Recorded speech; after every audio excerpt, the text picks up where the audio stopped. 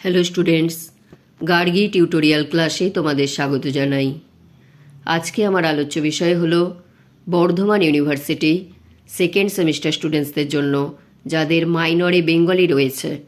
তোমরা এতদিন ধরে বলছিলে যে সেকেন্ড সেমিস্টারের মাইনর বেঙ্গলির যে সাজেশান সেটা যেন আমি দিয়ে দিই, তো আজকে সেই সাজেশান নিয়ে চলে এসেছি।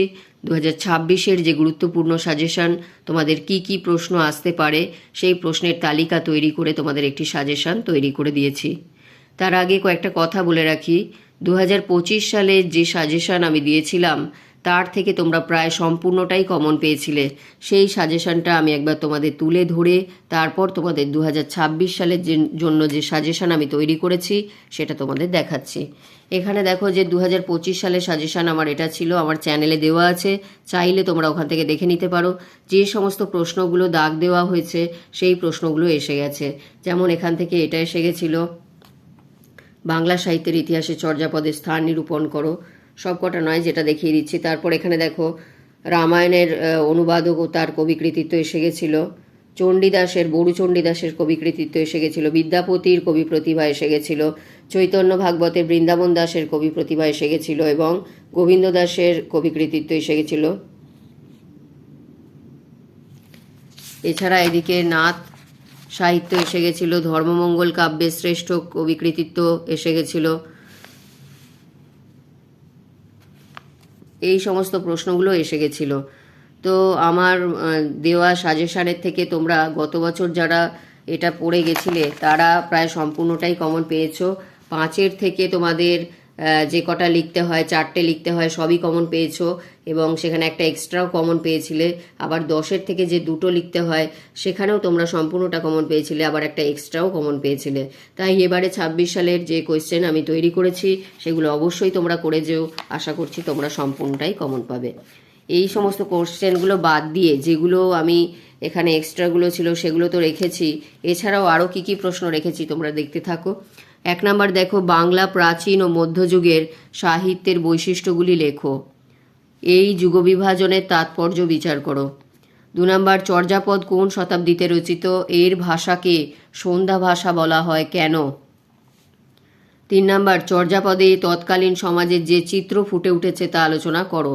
তার কারণ দেখো, আগেরবার তোমাদের চর্যাপদের যে ইতিহাসে যে চর্যাপদের স্থান সেটা এসে গেছিলো, তাই এবারে তোমাদের চর্যাপদ কোন শতাব্দীতে রচিত এর যে চিত্র ফুটে উঠেছে সমাজে সেটা দিয়েছি, আর ওটা দিয়েছি দুটো, সন্ধ্যা ভাষা বলা হয় কেন। এই দুটো ইম্পর্টেন্ট, তাই তোমরা এই দুটো অবশ্যই করে যেও। এরপর দেখো, শ্রীকৃষ্ণ কীর্তন কাব্য ও চণ্ডীদাস সমস্যা সম্পর্কে আলোচনা করো। শ্রীকৃষ্ণ কীর্তন কাব্যের সাহিত্য মূল্য আলোচনা করো। 6 নম্বরে আছে, শ্রীকৃষ্ণ কীর্তন কাব্যটির রচনা বৈশিষ্ট্য ঐতিহাসিক গুরুত্ব আলোচনা করো। তারপর 7 নম্বরে আছে, মধ্যযুগের বাংলা সাহিত্যে মহাভারতের শ্রেষ্ঠ অনুবাদককে, তার কবি প্রতিভার পরিচয় দিয়ে শ্রেষ্ঠত্বের কারণ নির্দেশ করো। 8 নম্বরে আছে, মালাধর বসু ভাগবতের অনুবাদ গ্রন্থটির নাম কি, উক্ত গ্রন্থ রচনায় তার কৃতিত্ব আলোচনা করো। 9 নম্বর, বাল্মীকি রামায়ণের অনুবাদ রচনায় কৃত্তিবাসের কৃতিত্ব আলোচনা করো। এরপর দেখো, চৈতন্য জীবন অবলম্বনে বাংলায় চৈতন্য ভাগবত ও চৈতন্য চরিতামৃত গ্রন্থ দুটি কবি ও রচনা রীতির পরিচয় দাও। এই কোশ্চেনটা একটু বুঝিয়ে দিচ্ছি। দেখো, চৈতন্য জীবন আলোচনায় বাংলার যে দুটো গ্রন্থ আছে সেই দুটো গ্রন্থের নাম হচ্ছে চৈতন্য ভাগবত এবং চৈতন্য চরিতামৃত। এই দুটো গ্রন্থের লেখককে, তাদের যে রচনা রীতি, তাদের সম্পর্কে আলোচনা করতে হবে। এরপর দেখো, টিকা লেখো, লোচন দাসের চৈতন্য মঙ্গল কাব্য, চণ্ডীদাস এবং লালন ফকির, এই 3টে টিকার আকারে রেখেছি। এরপর 12 নম্বরে আছে, দেখো, চৈতন্য পরবর্তী যুগের 2জন শ্রেষ্ঠ পদকর্তার নাম লেখো, তাদের কবি কৃতিত্বের পরিচয় দাও।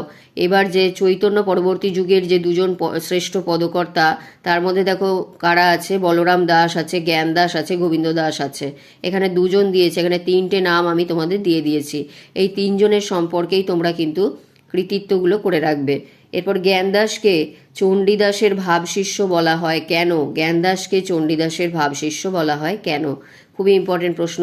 এরপর আসছি, দেখো, চণ্ডীমঙ্গল কাব্যের রচয়িতা হিসাবে কবি কঙ্কন মুকুন্দরাম চক্রবর্তীর কৃতিত্ব মূল্যায়ন করো। এরপর, মঙ্গল কাব্য ধারায় মঙ্গল কাব্য ধারার সাধারণ বৈশিষ্ট্যগুলি উল্লেখ করো। তো এই হয়ে গেল। এরপর আরও কিছু কোয়েশ্চেন আছে। 16 নম্বর কোয়েশ্চেন হচ্ছে কেতকা দাস ক্ষেমানন্দের কবি প্রতিভা আলোচনা করো। আচ্ছা, কেতকা দাস ক্ষেমানন্দ মনসামঙ্গল কাব্য রচনা করেছেন, এটা মনে রাখবে। এরপর হচ্ছে বাংলা সাহিত্যের ইতিহাসে কবি কঙ্কন মুকুন্দরাম চক্রবর্তীর অবদান আলোচনা করো। তারপর ধর্মমঙ্গল কাব্য রচনায় ঘনরাম চক্রবর্তীর কবি প্রতিভা উল্লেখ করো। 19 নম্বরে আছে শিবায়ন কাব্যধারায় রামেশ্বর ভট্টাচার্যের কবি প্রতিভার পরিচয় দাও। 20 নম্বরে আছে আরাকান রাজসভার কবি হিসাবে সৈয়দ আলাওল এর কবি কৃতিত্ব আলোচনা করো। এখানে তোমরা জানো যে দুটো আছে, সৈয়দ আলাওল আর দৌলত কাজী। দৌলত কাজী তোমাদের আগের বার এসে গেছে, তাই এবারে তোমাদের সৈয়দ আলাওলটা ইম্পর্টেন্ট, পারলে তোমরা দুটোই একটু করে নিও।